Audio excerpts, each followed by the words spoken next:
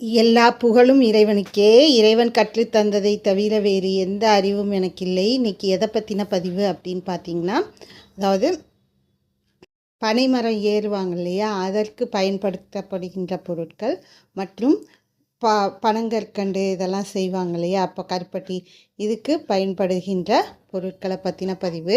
இதனுடைய முழு பதிவும் ஏஎம்கே ப்ளூமிங்கிற யூடியூப் சேனலில் இருக்குது. அதனை பார்த்து மகிழுங்கள்.